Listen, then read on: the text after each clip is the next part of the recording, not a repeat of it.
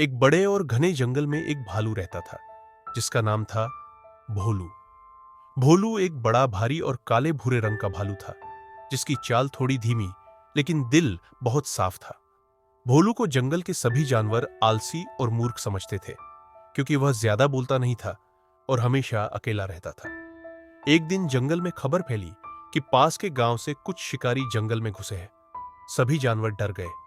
कोई कहीं छुपा, कोई किसी पेड़ पर चढ़ गया। जंगल में अफरा तफरी मच गई। भोलू शांत बैठा रहा। उसने देखा कि शिकारी धीरे धीरे तालाब की तरफ बढ़ रहे हैं जहां कई जानवर रोज पानी पीने जाते हैं।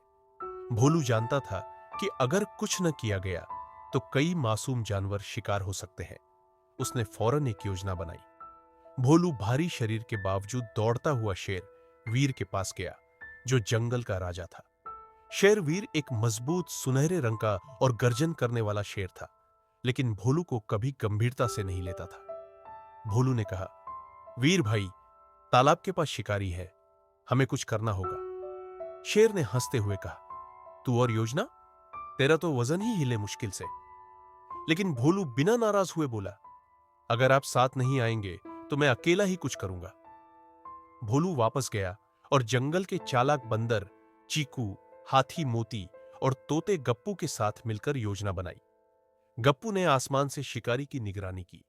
चीकू ने पेड़ों से पत्थर गिराए और मोती ने झाड़ियों में छिपकर जोर से चिंगाड़ मारी, जिससे शिकारी डर गए। भोलू खुद सामने आया और जोर से दहाड़ा। शिकारी सोचने लगे कि जंगल में बहुत खतरनाक जानवर है और वे डर कर भाग गए।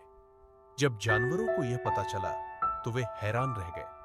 शेर वीर भी शर्मिंदा हुआ और भोलू से माफी मांगी। भोलू मुस्कुराया और बोला, शक्ति शरीर में नहीं, सोच में होती है।